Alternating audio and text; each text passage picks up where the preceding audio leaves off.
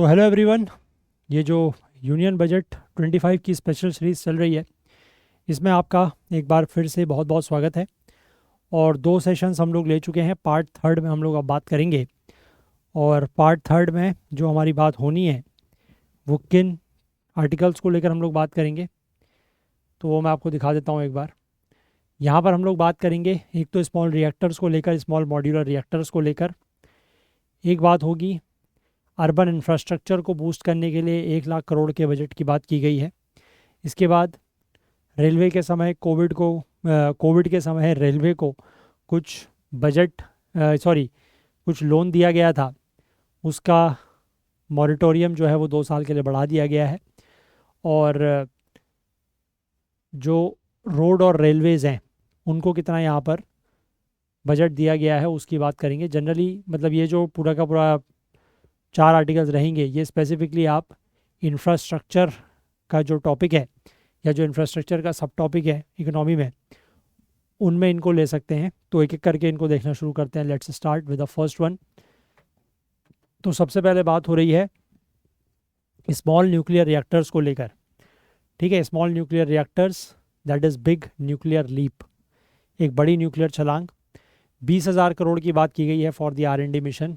ठीक है, देखो तो in one of its biggest moves to expand the nuclear energy sector, कि सरकार का जो एक कदम है न्यूक्लियर एनर्जी सेक्टर को एक्सपेंड करने या उसको बढ़ाने के लिए, तो सरकार ने यहाँ पर एक 20,000 करोड़ का मिशन जो है वो सेटअप किया है to develop small modular reactors. ठीक है, और ये भी टारगेट रखा गया है कि इस तरीके के 5 रिएक्टर्स को अगले 8 साल में ऑपरेशनलाइज कर लिया जाएगा। Finance minister also promise to amend the atomic energy act. ठीक है, यहाँ पर 2 एक्ट के अमेंडमेंट की बात भी की गई है कि इन 2 एक्ट्स को अमेंड किया जाएगा। एक है एटॉमिक एनर्जी एक्ट और दूसरा है civil liability for nuclear damage act. इनसे होगा क्या? इन एक्ट से ये फ़ायदा होगा कि जो प्राइवेट सेक्टर का पार्टिसिपेशन है, मतलब प्राइवेट सेक्टर भी अब इसमें पार्टिसिपेट कर सकता है न्यूक्लियर में। ठीक है, और किस चीज़ में? इन building and operating the nuclear power plants. ठीक है, कि न्यूक्लियर पावर प्लांट्स जो हैं उनको बनाने में और उनको ऑपरेट करने में वो भी पार्टिसिपेट कर सकता है। तो उसके लिए इन 2 एक्ट्स को भी अमेंड करने की ज़रूरत है। ठीक है, आगे यहाँ पर बात की गई है SMR यानी कि स्मॉल मॉड्यूलर रिएक्टर्स क्या होते हैं। जैसा कि नाम से ही है, स्मॉल हैं। ठीक है, स्मॉल न्यूक्लियर रिएक्टर्स हैं जो कि 300 मेगावाट से कम बिजली बनाते हैं। ठीक है, जो कन्वेंशनल न्यूक्लियर रिएक्टर्स होते हैं जिस तरीके के अभी इंडिया में और बाकी दुनिया में इंस्टॉल्ड हैं, उनकी कैपेसिटी होती है 500 मेगावाट या उससे ज़्यादा की इलेक्ट्रिसिटी प्रोड्यूस करना। लेकिन ऐसे मॉड्यूलर रिएक्टर्स जो 300 मेगावाट से कम, 300 या उससे कम मेगावाट बिजली प्रोड्यूस कर रहे हैं, उसको हम कहते हैं SMRs या फिर स्मॉल मॉड्यूलर रिएक्टर्स। ठीक है, however it is their relatively simpler and modular design, enabling their components to be assembled in a factory instead of being constructed on site, lower costs and flexibility and flexible deployment that has made SMR a much more attractive proposition in recent years. ठीक है, तो एक तो इनका design काफ़ी simple होता है, इस वजह से इनकी असेंबली आप फैक्ट्री में कर सकते हैं। ठीक है, ऑन साइट कंस्ट्रक्शन करने के बजाय, क्योंकि जो बड़े प्लांट्स होते हैं उनको तो जहाँ पर वो सेटअप हो रहे हैं वहीं पर बनाना पड़ता है, बट यहाँ पर ऐसा नहीं है। ठीक है, ऑन साइट असेंबली करने की बजाय, मतलब ऑन साइट कंस्ट्रक्शन की बजाय इनको फैक्ट्री में असेंबल किया जा सकता है। और दूसरी चीज़ है, कॉस्ट कम होती है, फ्लेक्सिबल डिप्लॉयमेंट है, तो उसकी वजह से ये पिछले कुछ सालों में एक अट्रैक्टिव प्रोपोजिशन बन चुके हैं। SMRs are mostly still under development and have not been deployed commercially anywhere in the world. ये भी इंपॉर्टेंट पॉइंट है। ठीक है, जो स्मॉल मॉड्यूलर रिएक्टर्स हैं वो अभी डेवलपमेंट स्टेज में ही हैं और पूरी दुनिया में कॉमर्शियली कहीं पर भी डिप्लॉय नहीं किए गए हैं। Just a couple of experimental SMRs और ऑपरेशनल राइट नाउ। सिर्फ 2 ही एक्सपेरिमेंटल SMRs हैं जो अभी ऑपरेशनल है, और वो भी एक्सपेरिमेंटल है। लेकिन 80 से ज़्यादा डिफरेंट डिज़ाइंस जो है वो अंडर डेवलपमेंट है, ऐसा इंटरनेशनल एटॉमिक एनर्जी एजेंसी बताती है। और कई सारे ऐसे रिएक्टर्स जो हैं वो United states, China, Russia, south Korea में बन रहे हैं। The government is pushing for indigenous development of SMRs। अब सरकार चाहती है कि SMRs या स्मॉल मॉड्यूलर रिएक्टर का जो डेवलपमेंट है वो इंडिजीनियस तरीके से या इंडिया में किया जाए। समटाइम्स उनको रेफ़र किया जा रहा है एज भारत SMRs, ठीक है। और इसी के लिए ये जो 20,000 करोड़ का मिशन है वो अनाउंस किया गया है, ताकि इससे ये जो SMRs का डेवलपमेंट है वो हो सके। इसके बाद आगे इसमें लिखा है कि इंडिया की जो एनर्जी ट्रांजिशन है ना, 2047 तक अगर हम बात करें तो उसमें हमें 100 गीगावाट न्यूक्लियर एनर्जी की ज़रूरत पड़ेगी। reiterating an ambitious target that was revealed by the Department of Atomic Energy last year। तो अभी इंडिया की जो इंस्टॉल्ड न्यूक्लियर कैपेसिटी है वो 7,480 मेगावाट है और टोटल 23 न्यूक्लियर रिएक्टर्स हैं हमारे पास। सरकार का ये प्लान है कि इस कैपेसिटी को 22,800 मेगावाट तक ले जाना है 2031-32 तक, जब 10 नए रिएक्टर जो कि 2017 में अप्रूव हुए थे और रिसेंटली जिनको अंडर कंस्ट्रक्शन है वो ऑपरेशनलाइज हो जाते हैं तब तक। अब रिन्यूएबल्स, अनलाइक रिन्यूएबल्स जैसे कि सोलर और wind, nuclear energy offers a reliable source of on demand electricity generation and is not susceptible to weather related interruptions, ठीक है। सोलर और विंड में जैसे क्या होता है कि वेदर रिलेटेड तकलीफ़ें आ जाती हैं, जैसे मान लीजिए कभी बारिश पड़ रही है, धूप नहीं है, तो सोलर वाला उतना अच्छे से काम नहीं करेगा, है ना। या विंड वाले में अगर हवा नहीं है तो विंड वाला काम नहीं करेगा। तो इनसे अलग, ठीक है, अनलाइक दोज, तो जो न्यूक्लियर एनर्जी है वो एक रिलायबल सोर्स हमें प्रोवाइड करती है, ठीक है, जितना हमारी डिमांड होगी उस हिसाब से, और इसमें वेदर रिलेटेड इंटरप्शंस भी नहीं होते हैं। It is also gaining increasing traction as technology companies search for stable power supply amid surging demand for machine learning applications and data centres, ठीक है। इसकी बेसिकली मतलब एक तरीके से आप कह सकते हैं कि इसका जो मांग है न्यूक्लियर की वो इसलिए भी ज़्यादा बढ़ रही है क्योंकि जो टेक्नोलॉजी कंपनीज़ हैं वो चाहती हैं कि उनको स्टेबल पावर सप्लाई मिले, है ना। क्यों? क्योंकि मशीन लर्निंग एप्लीकेशंस करने हैं, डेटा सेंटर चलाने हैं, उसके लिए। However reaching the 100 gigawatt target means a 5-fold expansion in the 15 years. लेकिन अगर हम 100 गीगावाट का टारगेट पूरा करना चाहते हैं तो उसके लिए हमें कम से कम अगले 15 सालों में, यानी कि 2032 से 2047 तक क्या करना पड़ेगा,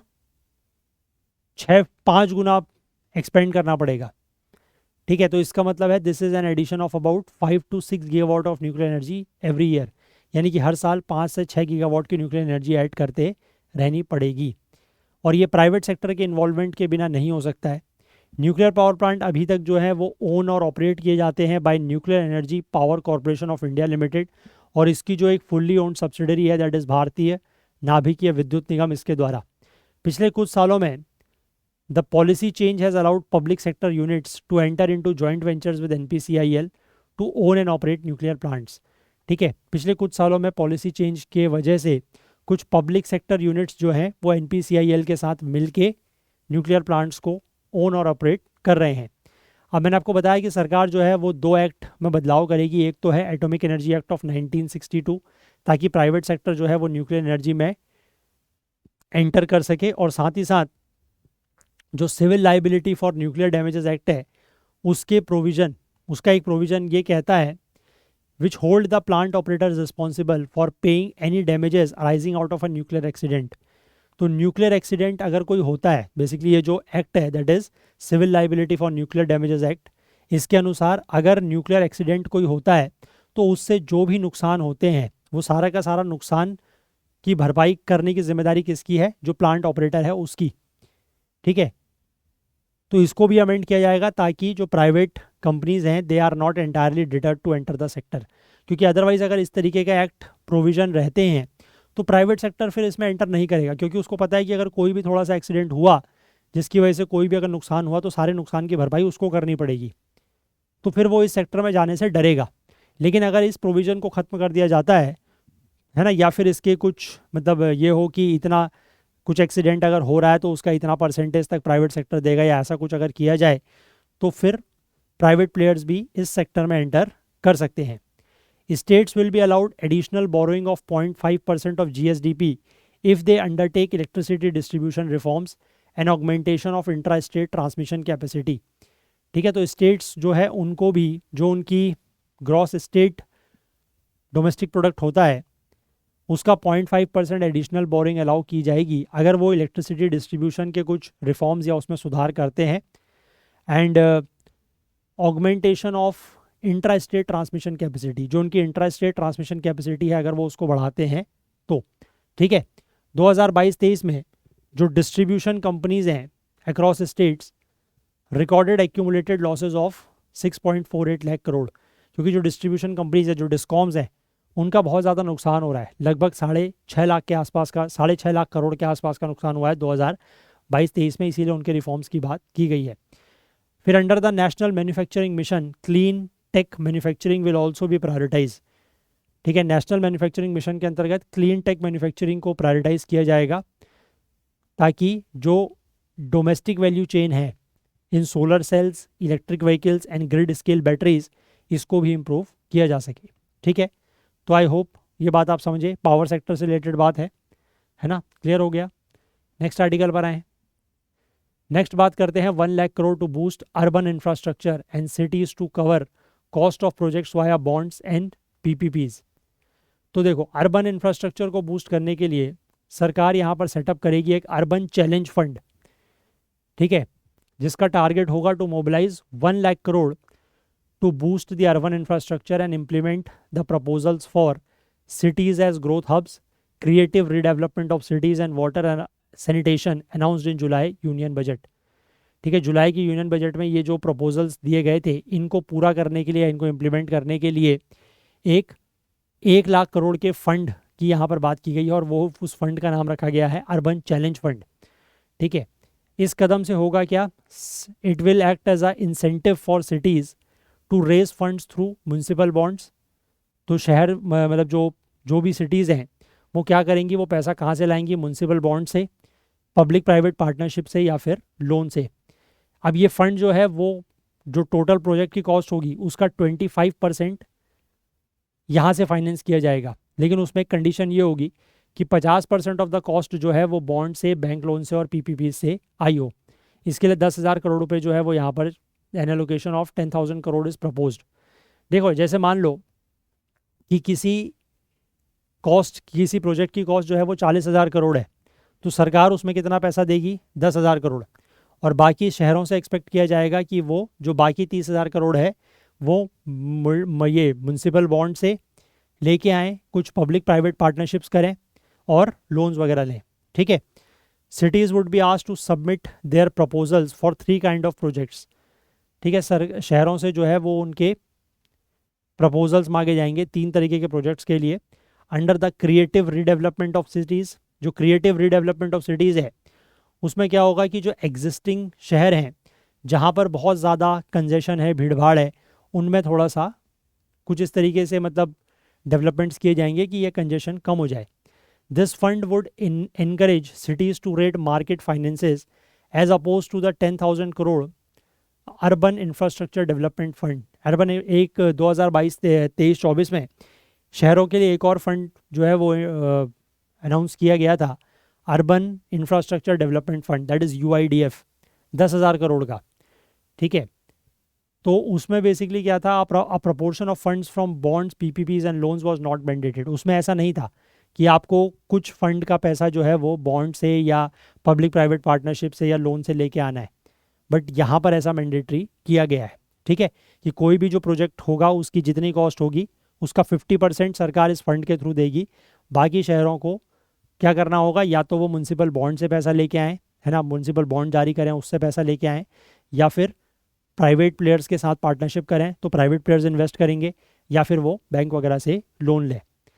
अर्बन पुअर के लिए क्या किया गया है यहाँ पर देखिए, तो अर्बन पुअर यानी कि शहरों में रहने वाले जो गरीब लोग हैं उनके लिए यहाँ पर जो existing small working capital loan scheme थी for the street vendors, that is PM Svanidhi, प्रधानमंत्री स्ट्रीट वेंडर्स आत्मनिर्भर निधि, इसमें थोड़ा सा बदलाव की बात की गई है। PM स्वनिधि स्कीम ने अभी तक 68 लाख स्ट्रीट वेंडर्स को फ़ायदा पहुंचाया है। ठीक है, अगर उनको कोई लोन वगैरह लेना होता है तो पहले उनको जो हाई इंटरेस्ट पे इनफॉर्मल लोन्स मिलता था वो लेना पड़ता था, लेकिन इस स्कीम के बाद उनको फ़ायदा हुआ है। अब इस स्कीम को और ज़्यादा रिवैम्प किया जाएगा है ना, इसमें इन्हेंस्ड लोन्स मतलब बैंक से ज़्यादा लोन मिल सकते हैं। यूपीआई लिंक्ड क्रेडिट कार्ड दिया जाएगा 30,000 रुपये की लिमिट तक का, और कैपेसिटी बिल्डिंग में सपोर्ट किया जाएगा। इस स्कीम को जो है वो 2020 में लॉन्च किया गया था, जब स्ट्रीट वेंडर जो हैं वो कोविड-19 पेंडेमिक की वजह से स्ट्रगल कर रहे थे। इसके अंतर्गत ये है कि वेंडर जो हैं वो 3 तरीके का लोन, 10,000 रुपये, 20,000 रुपये, 50,000 रुपये का लोन ले सकते हैं। अभी तक लगभग 95 लाख लोन्स जो हैं वर्थ 13,741 करोड़ जो है वो डिसबर्स किया जा चुका है। साथ ही साथ यहाँ पर जो housing and urban affairs ministry है उसके लिए 96,777 करोड़ का जो बजट है वो एलोकेट किया गया है। पिछले साल के बजट एस्टिमेट से 17% ज़्यादा है, लेकिन जो पिछले साल का रिवाइज एस्टिमेट था वो 63,000 करोड़ के आसपास का था। ठीक है, हालांकि मतलब कम खर्चा हुआ है। 82,500 करोड़ ये था बजट एस्टिमेट, और रिवाइज एस्टिमेट 63,000 करोड़ का ही हुआ, तो यानी कि खर्चा कम हो पाया है। ठीक है, तो ये एक तरीके से आप देख सकते हैं अर्बन इंफ्रास्ट्रक्चर को लेकर बात हो रही है। नेक्स्ट आर्टिकल पर आते हैं। ये छोटा सा है, यहाँ पर इसमें लिखा गया है कि लगभग 80,000 करोड़ का कोविड के समय लोन दिया गया था रेलवे को, और उसमें अब जो मॉरेटोरियम है उसको 2 साल के लिए बढ़ा दिया गया। मॉरेटोरियम का मतलब होता है जो आपको मतलब लोन चुकाना होता है ना, उसकी जो अवधि होती है उसको बढ़ा दिया गया है। तो central government has extended the moratorium by 2 years for a special loan taken by the ministry of railways during the कोविड-19 पेंडेमिक। जो रेलवे मंत्रालय ने यहाँ पर पैसा लिया था, एक स्पेशल लोन था लगभग 80,000 करोड़ का, उसका मॉरेटोरियम 2 साल के लिए बढ़ा दिया गया है। ठीक है, और जो लोन है वो लगभग 80,000 करोड़ का है, उसमें 63,000 करोड़ तो इंटरेस्ट फ्री लोन था, यानी कि उसके ऊपर कोई ब्याज नहीं था। 16,000 करोड़ का ब्याज वाला लोन था। इसको सेंटर की तरफ से ग्रांट किया गया था to the ministry of railways in the financial year 2021। अब जो रीपेमेंट ऑफ लोन है वो 2024-25 में शुरू होना था, है ना, क्योंकि लोन के लिए मॉरेटोरियम पीरियड था 3 साल का। हालांकि मिनिस्ट्री ऑफ रेलवे जो है वो लोन चुकाने में असमर्थ रहा, तो मॉरेटोरियम को 2 साल के लिए और बढ़ा दिया गया। यहाँ पर यह भी लिखा गया है कि रेलवेज चाहता था कि इस लोन को ग्रांट में कन्वर्ट कर दिया जाए, ताकि उससे मतलब वापस पैसा नहीं चुकाना पड़े, बट इस रिक्वेस्ट को जो है वो एक्सेप्ट नहीं किया गया। ठीक है, यहाँ पर ये चीज़ लिखी गई है। Ministry of railways has requested to convert the special loan of this into a grant. ठीक है, रेलवे चाहता था कि इस लोन को ग्रांट में कन्वर्ट कर दिया जाए, लेकिन जो प्री बजट कंसल्टेशंस होते हैं उसमें मिनिस्ट्री ऑफ फाइनेंस ने इस रिक्वेस्ट को नहीं माना। ठीक है, और हाँ ये कह दिया कि ठीक है चलो आपको 2 साल का मॉरेटोरियम और देते हैं, लेकिन आपको 1300 करोड़ रुपए जो है वो इंटरेस्ट के तौर पर FY25 और FY26 में के लिए देने होंगे। ठीक है, मतलब ऑब्वियस ही बात है कि प्रिंसिपल भी चुकाएंगे और इंटरेस्ट भी देंगे, तो इतना इंटरेस्ट यहाँ पर बताया गया है। ठीक है, ये भी एक छोटी सी खबर हो गई। इसके बाद आगे बढ़ते हैं, नेक्स्ट बात करेंगे कि no hike but road and rail among top capex drivers. देखो, रेलवेज और रोड ट्रांसपोर्ट जो है they continue to be among the ministries for which the government has allocated highest share of capital expenditure in the budget, even though the allocation amount is same as the last years। ठीक है, चाहे Railways की बात करें या हम road transport की बात करें, दोनों के लिए ही जितना बजट पिछले साल था उतना ही बजट इस साल भी है।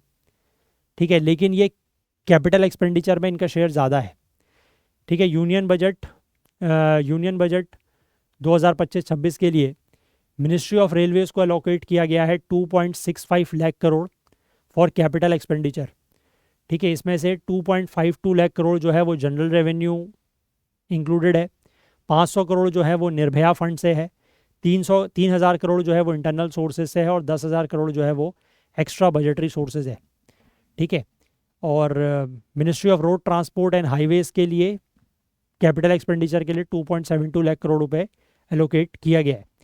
बोथ मिनिस्ट्रीज़ को सेम कैपेक्स एलोकेशन मिला है जितना पिछले साल था, लेकिन around 48% of the total capex allocation across ministries, यानी कि सारे मिनिस्ट्रीज़ में कैपिटल एक्सपेंडिचर करने के लिए जितना पैसा दिया गया है उसका 48% जो है वो रेलवेज़ और रोड ट्रांसपोर्ट के पास है मिला के। बजट डॉक्यूमेंट के अनुसार टोटल एस्टिमेटेड एक्सपेंडिचर जो है सेंट्रल गवर्नमेंट का FY25-26 के लिए वो 50.65 लाख करोड़ है। ठीक है, ऐसा भी ये भी पॉइंट है, याद रखिएगा कि ऐसा पहली बार हुआ है कि जो हमारा बजट है वो 50 लाख करोड़ से पार का बजट हुआ है, मतलब उससे ज़्यादा का। ठीक है, इसमें से जो कैपिटल एक्सपेंडिचर का एलोकेशन है वो 11 लाख करोड़ का है और 22.1% आप कह सकते हैं टोटल एक्सपेंडिचर का। ये कैपिटल एक्सपेंडिचर मैंने आपको शुरुआत में बताया ना 11.21 लाख करोड़, तो उसमें से ही ये जो कैपिटल एक्सपेंडिचर की बात कर रहे हैं हम वही है। इसके बाद ये लिखा गया है कि कैपिटल एक्सपेंडिचर जो है वो एसेट्स क्रिएट करने में या एसेट्स बिल्ड करने में जाता है, ठीक है, जिनके लॉन्ग टर्म बेनिफिट्स होते हैं और पोटेंशियली ये रेवेन्यू भी जनरेट कर सकता है। रेवेन्यू एक्सपेंडिचर जो है वो ऐसे खर्चे होते हैं जो डेली ऑपरेशंस को मेंटेन करने के लिए किए जाते हैं, जैसे सैलरीज देनी है, वेजेस देने हैं, है ना, रेंट देना है, ऑफिस एक्सपेंसेस हैं, ये सब चीज़ें, इनके लिए जो खर्चा होता है that is known as revenue expenditure. और कैपिटल एक्सपेंडिचर होता है जो एसेट्स बिल्ड करने के लिए पैसा खर्च किया जाता है। सड़कें बन रही हैं, है ना, रेलवे लाइंस बिछ रही हैं, या हाईवेज़ बन रहे हैं, आपके फ्लाईओवर्स बन रहे हैं, कोई सरकारी स्कूल बन रहा है, सरकारी अस्पताल बन रहा है, that is all capital expenditure. मैंने आपको पहले ही बताया, ठीक है। रोड ट्रांसपोर्ट और रेलवेज़ को जो एलोकेशन मिला है 2.72 लाख और 2.65 लाख करोड़, 2024-25 में भी इतना ही मिला था, बिल्कुल एग्जैक्टली अभी भी उतना ही है। 2024 में 23-24 में रेलवे का जो टोटल कैपिटल एक्सपेंडिचर था वो 2.42 लाख था और 2023 से FY 22-23 से ज़्यादा था, है ना, उस समय 1.59 लाख करोड़ था और 2021-22 में 1.7 लाख करोड़ था। तो ये भी आप देख सकते हैं कि कैपिटल एक्सपेंडिचर रेलवेज़ का भी लगातार बढ़ रहा है। Ministry of road transport and highways की बात करें तो जो टोटल कैपिटल एक्सपेंडिचर है इसका, वो भी आप कह सकते हैं कि FY 24 में 2.63 लाख था, उससे पहले वाले साल में 2.505 लाख और उससे पहले वाले साल में 1.13 लाख, तो ये भी लगातार बढ़ रहा है। अब रोड ट्रांसपोर्ट के लिए अगर मैं रेलवे की अगर बात करूं तो railway ministry said given the higher public spending on capital expenditure the country can expect, मतलब अब कैपिटल एक्सपेंडिचर ज़्यादा होगा तो इससे ये एक्सपेक्ट किया जा सकता है कि 200 नई वंदे भारत ट्रेन आएंगी, 100 अमृत भारत ट्रेन आएंगी, 50 नमो भारत रैपिड रेल सर्विसेज आएंगी और 17,500 जनरल नॉन AC कोचेज़ जो हैं वो अगले 2 से 3 साल में देखने को मिल सकते हैं।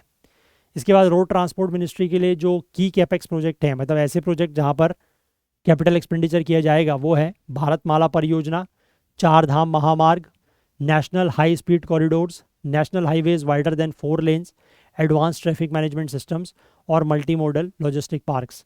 तो ये सारे बनाने का मतलब रोड ट्रांसपोर्ट ये सारे प्रोजेक्ट्स पर काम करेगा और रेलवेज़ जो है वो इस तरीके के चीज़ों के ऊपर कैपिटल एक्सपेंडिचर करेगा, ठीक है। तो this was all about your infrastructure, ठीक है। इंफ्रास्ट्रक्चर का जो पेज था उस पर क्या क्या हमने ये 3-4 न्यूज़ थी, एक ये वाली हो गई, एक इसके बाद ये हो गया स्मॉल रिएक्टर वाली, एक आपका ये हो गया अर्बन इंफ्रास्ट्रक्चर और एक ये हो गया रेलवेज़ को जो लोन दिया गया था उसकी बात, ठीक है। चलिए, तो इस सेशन को भी हम लोग इतना ही रखते हैं और जाने से पहले अगर आपको हमारे सेशंस हेल्पफुल लग रहे हैं, आपको अगर हेल्प हो रही है तो प्लीज़ कुछ ना कुछ कंट्रीब्यूट करने की कोशिश ज़रूर करें, ठीक है ना। और बाकी हमारी टेस्ट सीरीज़ में आप एनरोल करना चाहते हो तो हमारी वेबसाइट और ऐप पर ये लिस्टेड है। CSET के कोर्स में एनरोल करना चाहते हैं, नीचे डिस्क्रिप्शन में लिंक दिया है, उसके थ्रू जाके कर सकते हैं। हमारे ऐप को प्ले स्टोर से डाउनलोड करें, वीडियोज़ को ऑफलाइन भी आप प्ले स्टोर के मतलब इस ऐप के थ्रू देख सकते हैं। और प्ले स्टोर पर अगर आपको वीडियो ये नहीं मिलता है ऐप, तो यहाँ पर जो व्हाट्सएप का नंबर दिया गया उस पर कॉन्टैक्ट करें, हम आपको इसका APK लिंक प्रोवाइड कर देंगे। तो अगर आपको सेशंस पसंद आ रहे हैं तो प्लीज़ लाइक ज़रूर करते रहें और ज़्यादा से ज़्यादा शेयर भी करें। अपने जो भी डाउट्स हैं, जो क्वेरीज़ हैं, वो आप कमेंट करें। चैनल को आपने सब्सक्राइब नहीं किया तो वो भी ज़रूर सब्सक्राइब करें और इसी तरीके से सेशंस आगे देखते रहें। हाईलाइटेड आर्टिकल्स इन सबके जब ये सारे सेशंस कंप्लीट हो जाएंगे तब आपको करंट अफेयर्स ओकुल टेलीग्राम चैनल पर मिल जाएंगे, आप उसको ज्वाइन कर सकते हैं। नीचे डिस्क्रिप्शन में लिंक भी है, इसको सर्च भी कर सकते हैं टेलीग्राम में या फिर इस QR कोड को स्कैन करके भी ज्वाइन कर सकते हैं। तो चलिए, इस सेशन को इतना ही रखते हैं। अगले सेशन में फिर से आपसे बहुत जल्द मुलाकात होगी। तब तक के लिए अपना ध्यान रखें। Bye bye.